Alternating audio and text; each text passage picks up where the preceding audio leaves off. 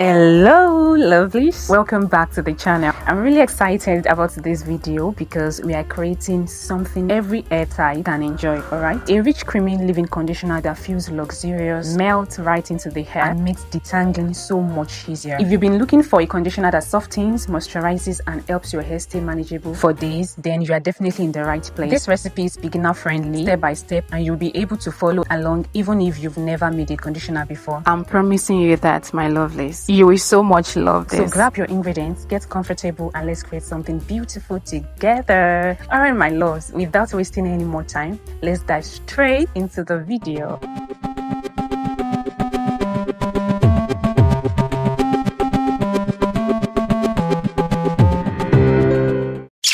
For today's recipe, I'm making a 200-gram batch size. It's simple, beginner friendly, and very easy to scale up if you want to make more. All right, let's start with the water phase because that's the heartbeat of every conditioner.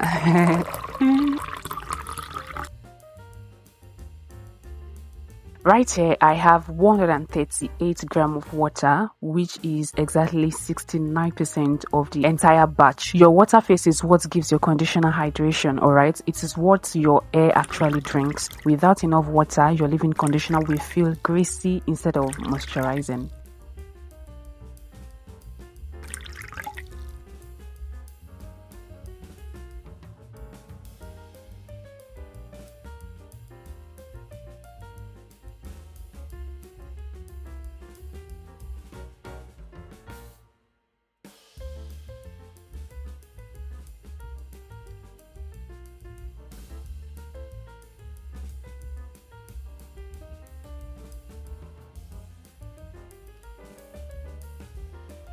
Now let's move to the oil phase. This is where the structure, sleep and smoothness of your conditioner comes from. All right, so the first we are starting with is our cetyl alcohol. So first I'm adding my cetyl alcohol into my glass beaker. Cetyl alcohol is not the bad alcohol people think of. It's a conditioning fatty alcohol that gives your conditioner sleep and softness. It helps with detangling, reduces friction and gives that velvety feel. So here I used 4% of my cetyl alcohol.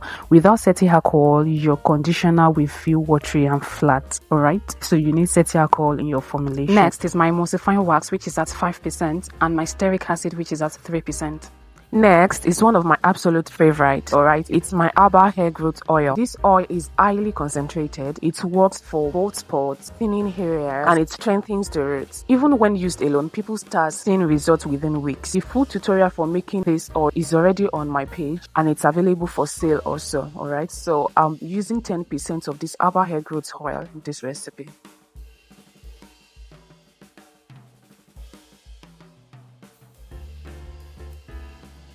My butter of choice here is mango butter. I added mango butter at 4%. Mango butter is lightweight, it melts beautifully into the hair, it softens the hair strands and helps reduce breakage. It gives a smooth, luxurious sleep and makes the conditioner feels like melted cream, alright? A quick tip, please, when it comes to butters in your leave-in conditioners, always keep them between the percent of 2% to 5%.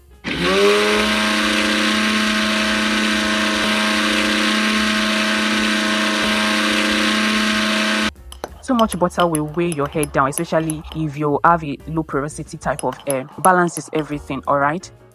So after marrying both faces, I took them to the double boiler. You want your oils to melt slowly, not with direct heat, because it can damage your actives and destabilize your emulsion. Once the oil phase melted and the water phase reached about 60 degrees Celsius, I removed both from the heat. I then slowly poured the water phase into the oil phase and blended it using my immersion blender. Immediately, it started forming that smooth, creamy emulsion I want. I allowed it to cool to around 40 degrees Celsius before adding my cool down ingredients, because adding actives to hot emulsions will weaken them. So for my cool down phase, let's add the good stuff. The first is my snail filtrate extract. I'm adding at 2%. Snail filtrate is amazing for sleep, moisture retention, and hair repair. It adds softness and gives the conditioner a luxurious feel. Next on my list is my vitamin E oil. I'm adding this at 1%. This protects the oils from oxidizing and adds shine to the hair. And the last but not the least is my preservative, also at 1%. This is our preservative and it's very important. Any products containing water must have a preservative, unless you want mold growing inside after a few days. After which, I went in with my 1% essential oil. At this point, the temperature of my conditioner was around 35 degrees Celsius,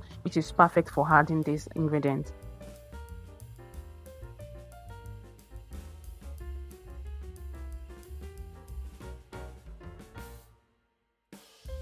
See, honestly, by this stage, if I call myself an OG of emulsification, I think I deserve it all, because just look at this. It is giving creamy, it's giving lush, it's giving I know what I'm doing, period. But let's continue. We have one very important step. Now it's time for our pH adjustment, and if not properly done, it can make or break your conditioner. Alright, so I took a little bit of the conditioner, mixed it with water, and dipped in my pH strip. It's read about 7, which is too high for a product, especially for this formulation. And hope you know how our hair and scalp naturally sits between 4.5 and 5.5. So if your conditioner has a higher pH, it will, number 1, raise your hair cuticles, number 2, cause dryness, number 3, reduce sleep, number 4, encourage frizz, and you don't want that, right? So I added a bit of citric acid solution, mixed it well, and checked again. As the pH balanced, you will notice the conditioner loosened a little. That's normal. It actually becomes more silky. The final pH settled between 4 and 5, which is perfect. Before we finish, let me quickly warn you about a few things. Please don't add essential oils or fragrance while the mix is still hot. They will evaporate. Also, don't skip preservative. Your conditioner will go bad if you skip preservative. Also, don't guess pH. Always check with strips or your pH meter. It's very, very important. And then, don't add too much butter or oil. It makes your hair greasy. Except if you know that the climatic condition in your area needs you to add more oil and butter in your formulation, alright? And don't overblend. Blend in short pauses to avoid trapping hair. I hope this helps. Okay.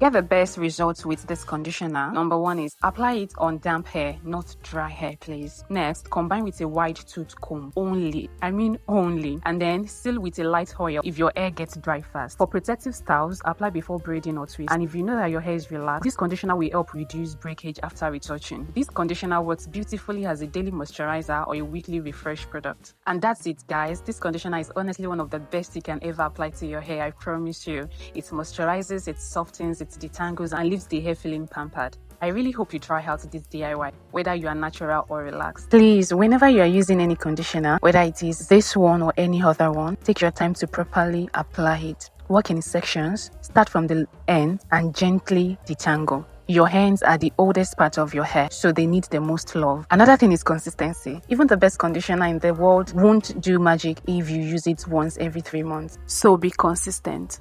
Thank you so much for watching. Don't forget to like, comment, and subscribe. See you in my next video. Bye!